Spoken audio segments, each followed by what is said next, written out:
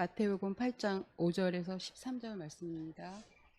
예수께서 가버나움에 들어가시니 한 백부장이 나와 간구하여 이르되 주여 내 하인이 중풍병으로 집에 누워 몹시 괴로워하나이다.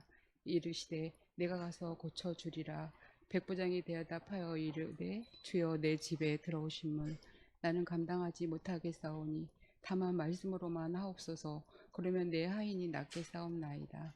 나도 남의 수하에 있는 사람이요 내 아래도 군사가 있으니 이더러 가라 하면 가고 저더러 오라 하면 오고 내 종더러 이것을 하라 하면 하나이다. 예수께서 들으시고 놀랍게 여겨 따르는 자에게 이르시되 내가 진실로 너희에게 이르노니 이스라엘 중 아무에게도 이만한 믿음을 보지 못하였노라. 또 너희에게 이르노니 동서로부터 많은 사람이 이르러 아브라함과 이삭과 야곱과 함께 천국에 앉으려니와 그 나라의 본 자손은 바깥 어두운 데 쫓겨나 거기서 울며 이를 갈게 되리라. 예수께서 백부장에게 이르되 가라 내 믿은 대로 될지어다 하시니 그 즉시 하인이 나으니라. 아멘.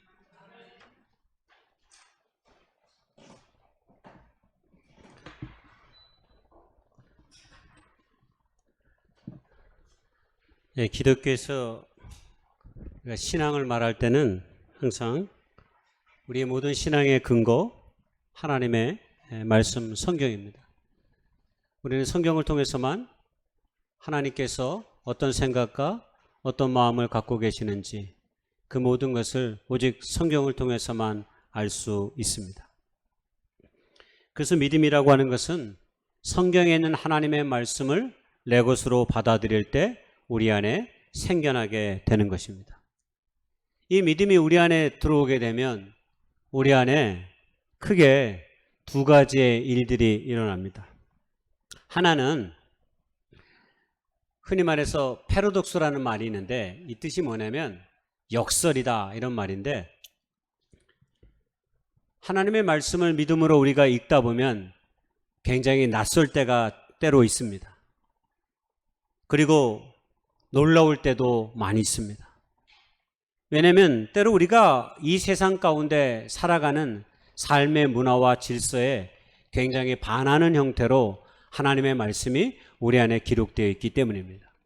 예를 들어서 우리는 세상에서 부유한 자가 되려면 높은 지위에 오르고 많은 물질을 가지고 있어야 된다고 말하는데, 성경은 우리의 마음이 가난해져야 한다고 말합니다. 그리고 섬김을 받으려 하기보다는 도리어 섬기는 자가 되어야 된다라고 우리에게 때로 권고합니다. 높은 데 마음을 두지 말라라고 강력하게 이야기하고 있기도 하죠.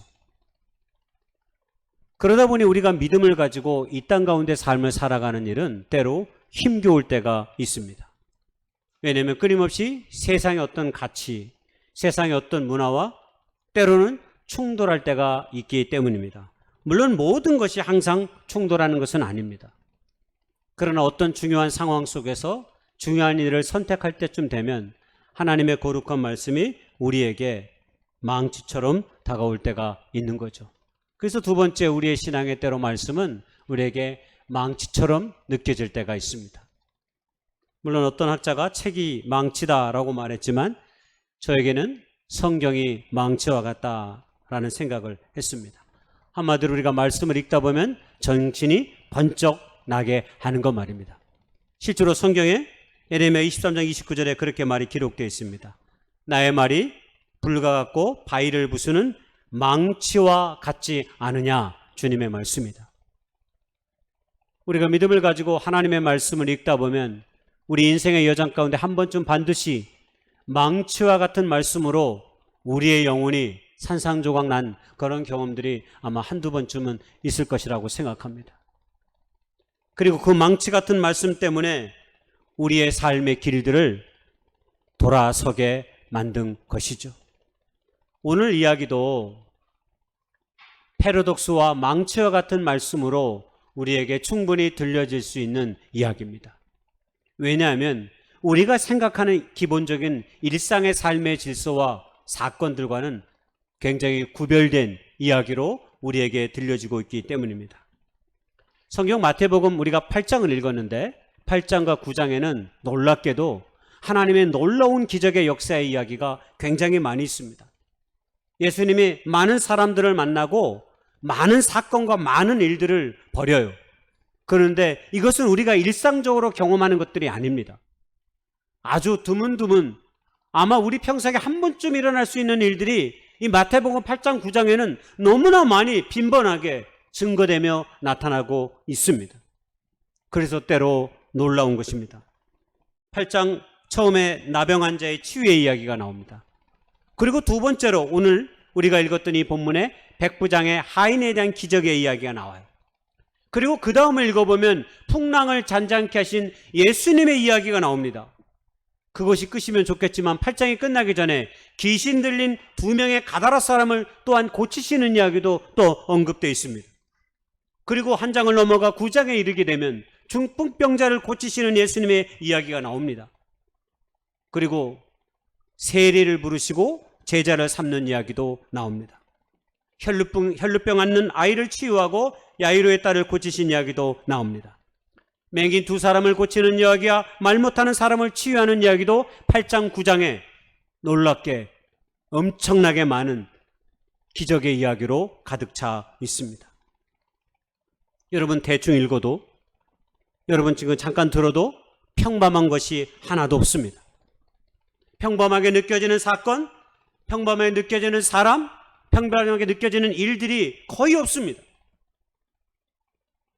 세리를 제자로 부르시고 눈먼 자를 고치시며 병든 자를 치유하시며 풍랑을 잔잔케 하신 예수님의 이야기를 우리가 목격하고 들을 때면 여러분은 도대체 어떠한 마음으로 우리 안에 이 말씀이 들어오고 있는 것입니까? 무엇인가 우리가 생각해 놓은 삶의 어떤 일상, 삶의 기준과 질서를 다 깨트려 버리는 그런 망치처럼 들려지지 않습니까? 오늘 이야기도 그러합니다. 들어가 보겠습니다. 예수님이 가버나움에 이르렀을 때 한 백부장이 찾아왔습니다. 놀라운 일입니다. 노마의 사람, 이방인인 그가 예수님을 찾아온 것입니다. 그리고 백부장은 우리가 잘 알듯이 자기 수하에 100명의 병사들을 데리고 있는 군대의 지휘관입니다. 얼마든지 그는 노마 사람이고 그 다음에 권위도 있고 힘도 있는 사람입니다. 그러면 사람을 보내가지고 예수님을 조금 오라 하면 꼼짝없이 와야 되는 상황 속에 있습니다. 왜? 당시 이스라엘은 로마의 식민지 치하였기 때문입니다. 유대 사람들은 식민지의 백성이고 이 식민지의 백성을 다스리는 사람들은 로마 사람들입니다. 물론 그들을 대신해서 분봉왕들을 세우긴 했습니다. 그래서 대신 직접 통치가 아니라 간접 통치의 방식을 취하기도 했습니다. 그러나 곳곳에 로마의 군사를 주둔시켜가지고 어려운 일이 있을 때 그들을 통해서 문제를 해결하도록 하게 하는 방식을 당시 로마가 취하고 있었습니다. 어쨌든 이 로마의 백부장이 만약 조금 거만한 사람이거나 그리고 자신이 지금 유대 사람들을 다스리는 통치자의 어떤 삶으로 자신의 권위를 높이는 사람이었다면 아마 이렇게 주님을 찾아오지 않았을 것입니다. 그런데 그가 예수님을 찾아왔습니다. 밤중에 예수님을 찾아왔던 사람 한 사람을 우리는 알고 있습니다. 요한복음 3장에 니고데모 같은 사람이 찾아왔습니다. 예수님이 사역을 바라보니까 특별한 사람처럼 생각했던 것이 니고데모였기 때문에 주님을 찾아온 것이죠.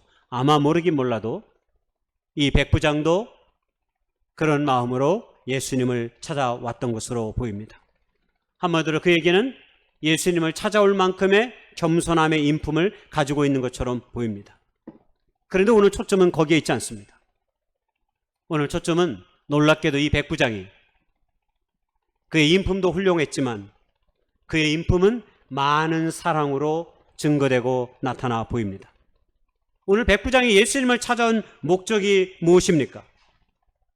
놀랍게도 하인이 중풍병으로 인해 슬퍼하며 괴로워하고 있는 것이 때문이었습니다. 자기 집에 하인이 병들어서 고생하는 것이 너무 마음이 아파 주님을 찾아온 것입니다. 여러분 놀랍지 않습니까? 여러분, 그러면 생각해 보십시오. 로마의 백부장의 집에 하인이 이 한 사람이었을까요? 아닙니다. 모르긴 몰라도 꽤 많은 하인들이 그 집에 식솔로 있었을 것입니다. 그런데 하인 여러 명도 아니고 한 명이 아픈 것을 가슴 아파하고 그것이 고통스러워 골몰하면서 주님을 찾아온 것입니다. 유명한 인류학자 조한 할리팩스가 연민은 어떻게 삶을 고통에서 구원하는가 라고 하는 굉장히 멋진 제목의 책을 썼습니다. 이 책 서두에 유명한 기독교 영상의 대가라고 불리는 삼층천으로 유명한 이 토마스 머튼이라는 사람이 나옵니다.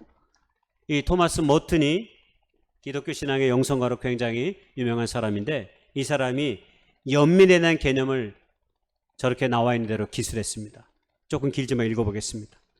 연민의 전체 개념은 살아있는 모든 존재가 서로의 일부가 되고 서로에게 관여하는 상호 의존성에 관한 민감한 알아차림의 바탕을 두고 있다.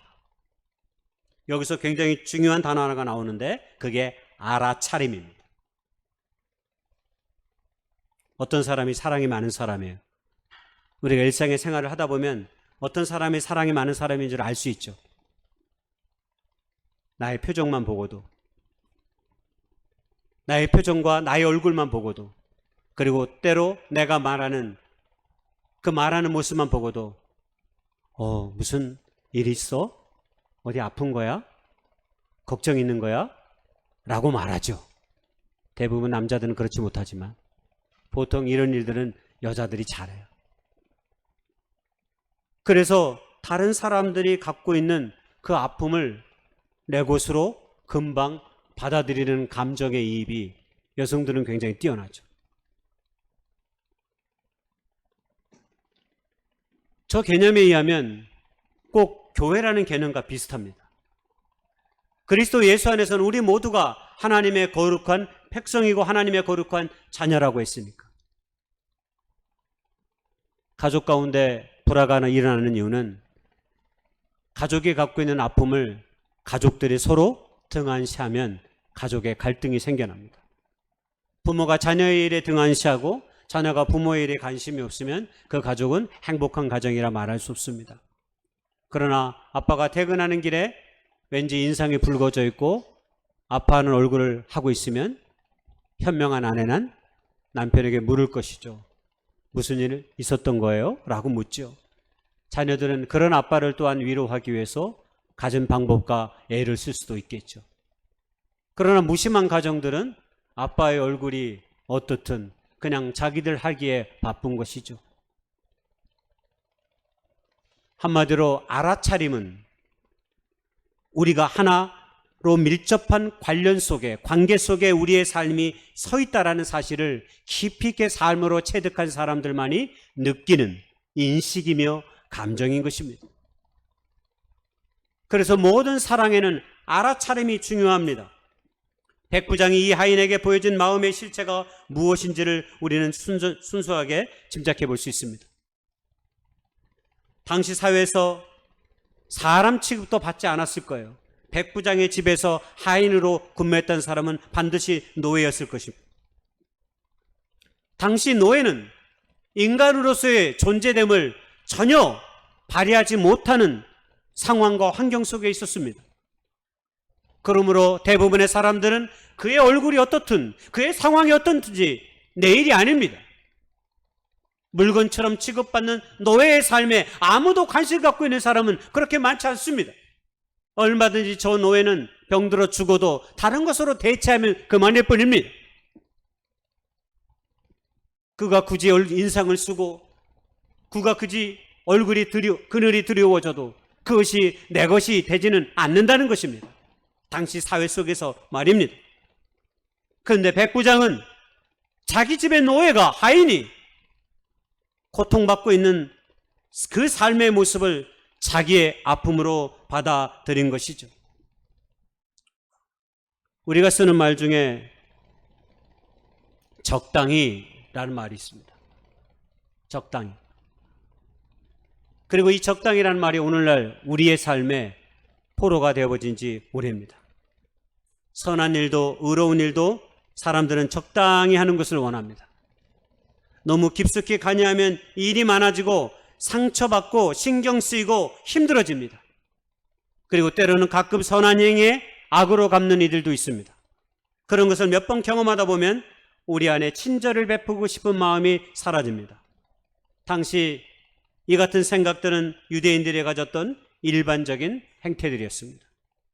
그러나 적어도 이 백부장은 오늘 우리에게 적당히의 선을 넘어가 버린 모습으로 우리에게 다가옵니다.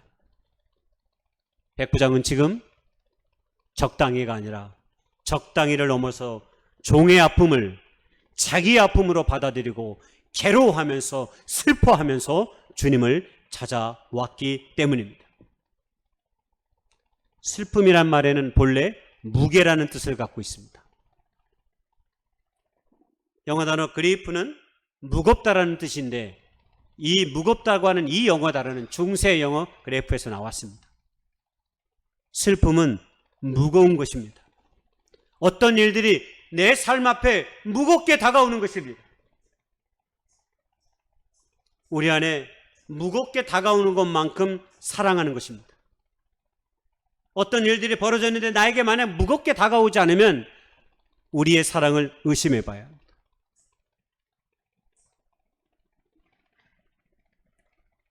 제가 이거 원고에 없는 얘기인데 며칠 전에 어저께 뭘 깼어요. 놀래가지고 제가 아내에게 이시를 짓고 있는데 아내가 뭐 별것도 아닌데 너무 담담하게 받아들였어요. 이 자리를 들어서 이렇게 사적으로 얘기하면 안 되는데 그럼 어떤 사람들은 아주 작은 것도 이렇게 크게 반응하는 사람이 있어요. 그리고 어떤 사람은 이렇게 큰 일이 벌어져도 이렇게 작은 일이 벌어졌어요. 우리 아내가 절대 가정에 관한 얘기는 우리 딸이 절대 하지 말라고 맨날 그랬는데 한 가지 더 얘기했습니다. 생각나는 게 있어가지고. 제가 어린이집을 했었어요. 구리에서 우리 아내가. 근데 차를 샀어요. 차를. 산지 2주 만에 제가 문짝을 갉아먹었습니다. 트럭을 비켜나간다고 비켜나가는데 트럭의 끝에 딱 걸리는 바람에 문부터 시작해서 한쪽이 다 나가버렸어요. 주여, 이를 어찌합니까? 문제는 그때 일종을 막 따가지고, 이종은 있었는데 일종을 따가지고 이제 도와주겠다고 제가 한 거거든요.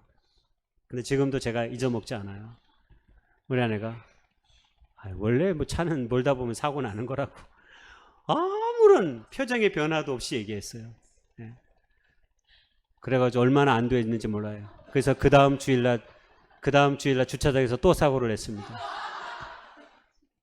핸드브레이크를 걸었는데 그때 운전이 서툴러가지고 이렇게 냈는 데서 이게 그냥 브레이크만 잡아놨더니 차가 밀려서 앞에 차를 받아버리고 앞에를 부딪혔다 그래요.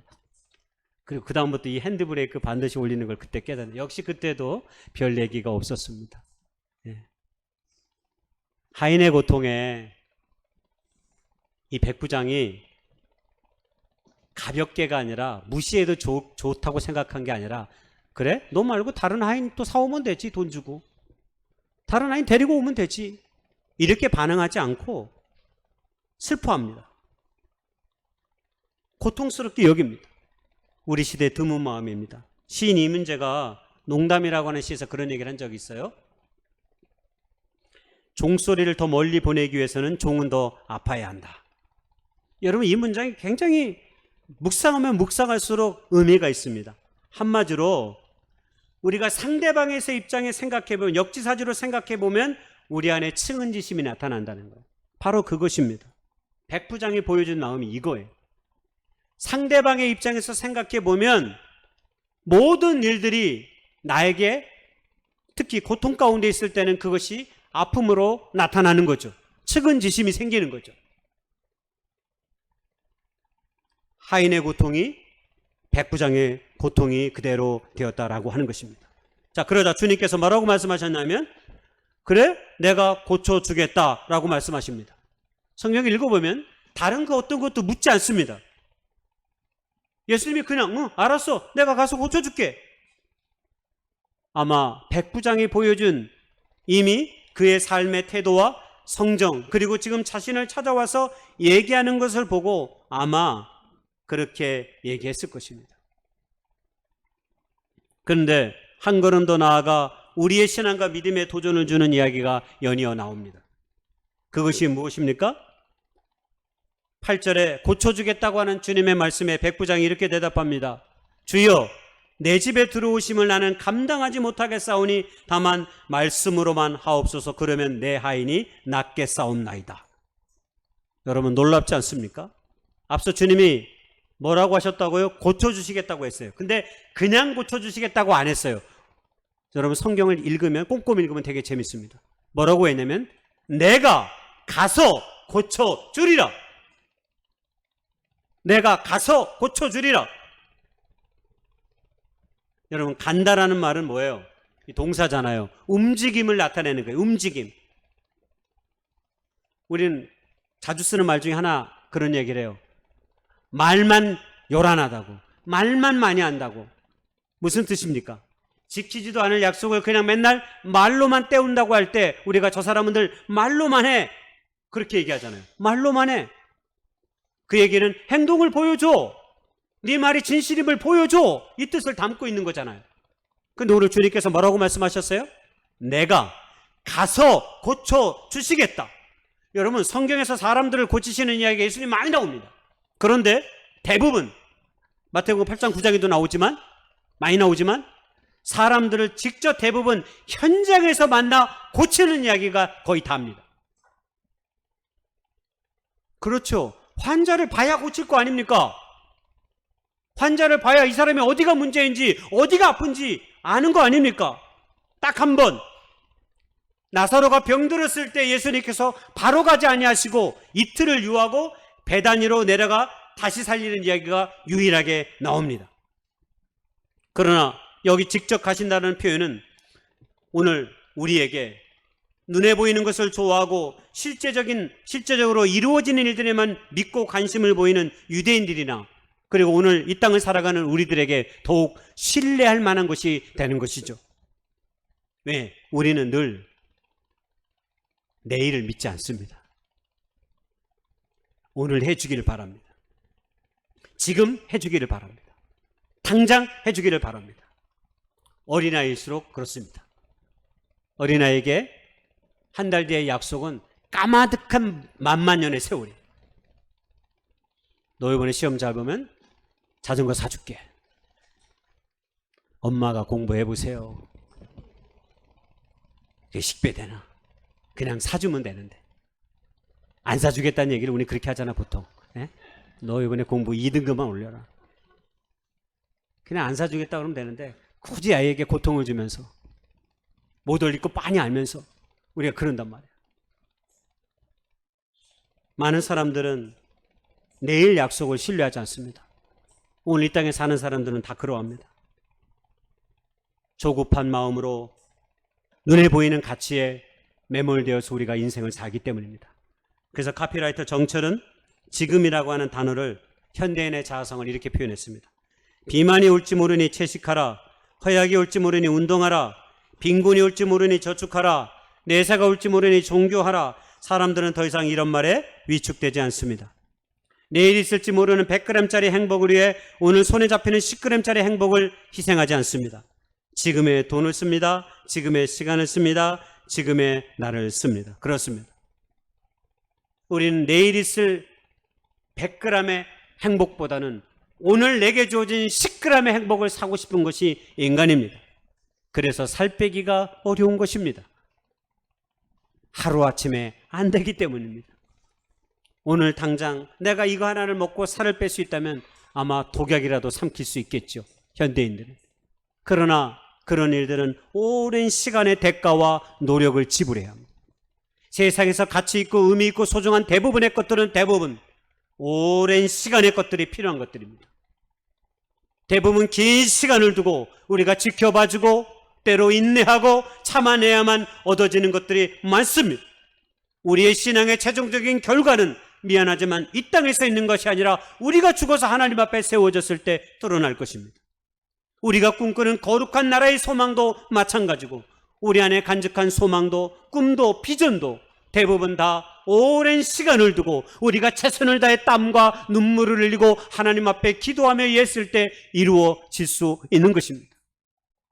그러므로 눈앞에 당장 보이는 것들에 매몰되지 않으시기를 바랍니다. 손에 잡히고 눈에 보이는 것만을 사랑하는 현대인들은 그래서 1차원적인 삶을 살아가는 것입니다. 그들에게는 늘 공간적으로 평면적으로 주어진 것들만 사랑하는 거죠. 그런데 이렇게 손에 잡히는 것, 눈에 보이는 것 1차원적인 삶으로만 살아가는 오늘 우리들과 유대인들에게 도전적인 백부장의 고백이 흘러나온 거죠. 그게 바로 8절의 고백 아니었습니까? 말씀으로만 하옵소서. 많은 성서학자들은 그리고 사람들은 이 사람이 군인이었기 때문에 그리고 구절이하의 말씀을 근거로 군인이기 때문에 시키면 언제든지 내 부하들도 내 말을 듣기 때문에 시키면 그렇게 합니다 라고 이야기합니다. 근데 정말 그것뿐이었을까요? 저의 궁금증은 과연 이 말씀 속에서 우리에게 그것을 보여주는 것일까요? 아닌 것 같아요. 생각해 보십시다. 이 백부장의 놀라운 믿음의 고백에 놀랍게도 해답은 1절에 나와요. 5절에 나와요. 우리가 처음으로 읽었던 말. 예수님께서 어디에 가셨다고 그랬어요? 가버나움에 가셨다고 그랬어요. 가버나움은 예수님은 베들레헴에서 태어나시고 나사렛에서 자라셨어요. 그리고 모든 하나님의 나라의 사역에 예루살렘도 가끔씩 다녀오시긴 했지만 모든 하나님의 나라의 사역이 이 가버나움에서 이루어졌습니다. 가버나움은 스볼론과 납달리 지역 갈릴리 호수 북쪽에 있는 도시였는데, 큰 도시였는데 예수님은 이곳이 본인의 본부와 같은 곳이었습니다. 전략적 거점입니다. 그래서 가버나움에서 많은 일들이 일어나고 있음을 성경은 우리에게 보여줘요. 이 가버나움에서 회당에서 사람들을 가르치시기도 했고요. 수많은 기적을 베푸신 것도 이 가버나움입니다. 그래서 이 가버나움은 예수님의 모든 사역을 가장 가까이서 목격했고 가장 예수님의 사역을 꽃피운 도시 중에 하나가 바로 이 가버나움이었습니다. 자, 그러면 우리가 짐작할 수 있는 거죠. 예수님이 가버나움에 들어왔다는 소식이 듣자마자 백부장이 나온 겁니다. 백부장은 당시 가버나움은 로마의 주둔지가 있었던 곳입니다. 그리고 세관이 가버나움에 있었어요.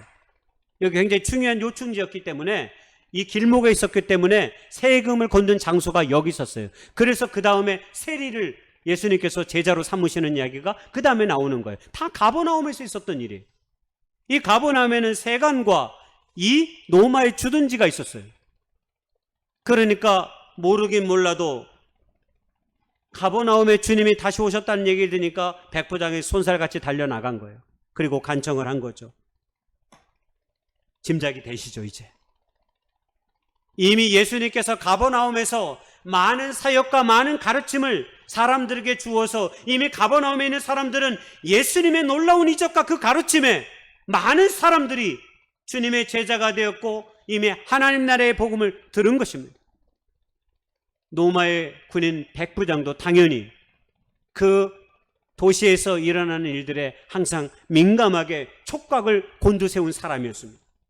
그렇기 때문에 그곳에서 들려지는 모든 정보와 모든 이야기들은 다 백부장에게로 들어가게 되어 있습니다. 백부장은 예수님이라고 분이 나타나셔서 가버나움에서 수많은 가르침과 이적의 역사를 펼치시는 것을 다 귀로 들었습니다. 그리고 정보로 문서로 다 알고 있었습니다.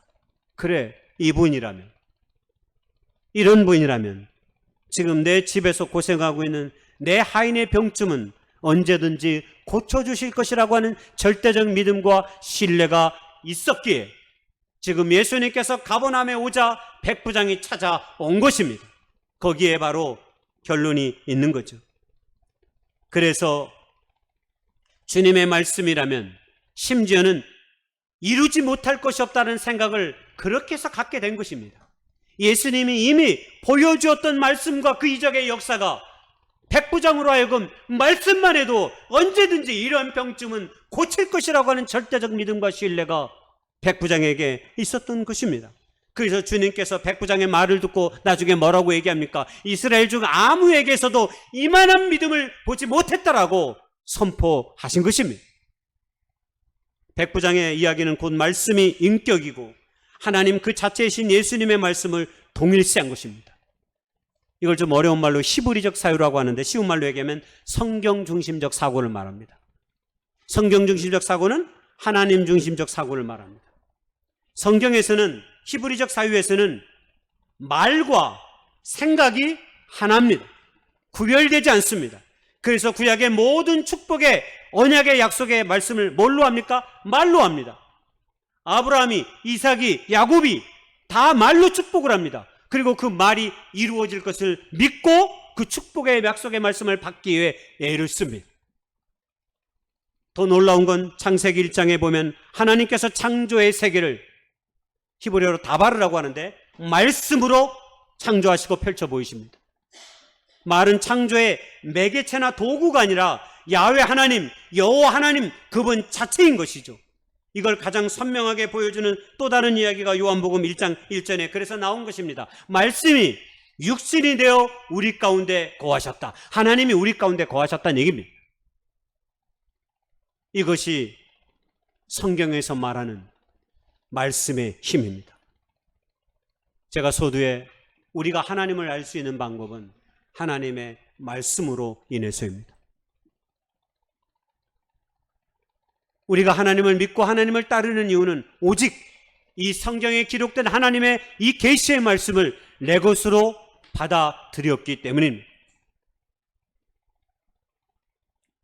이방인이 로마인이 이런 고백을 한다는 것은 너무 놀랍습니다. 결론적으로 얘기하면 저는 이런 백부장의 신앙을 이렇게 말하고 싶습니다. 착하고 아름답고 옳은 미의 신앙을 가지고 있었다. 이렇게 말씀드리고 싶습니다. 저 한자 단어를 모르는 분은 없어요. 자, 맨 앞에 거 뭐죠? 그 다음 무슨 선? 착할 선. 아름다울 미, 착할 선. 그 다음에 옳을 의. 백부장의 믿음은 저 믿음이었습니다.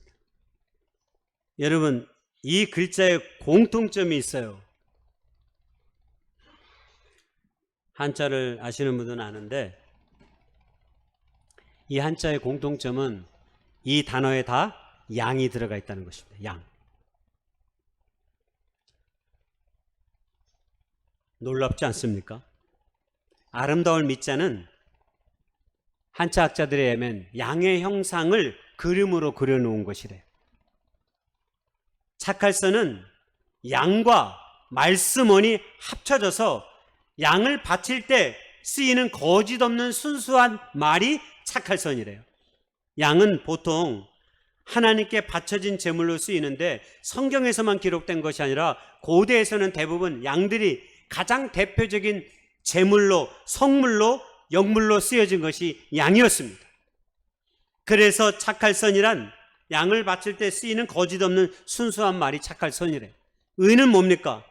하나님께 바치는 상서로운 영물인 양을 지키는 모습을 표현하는 거예요. 양을 지키는 모습.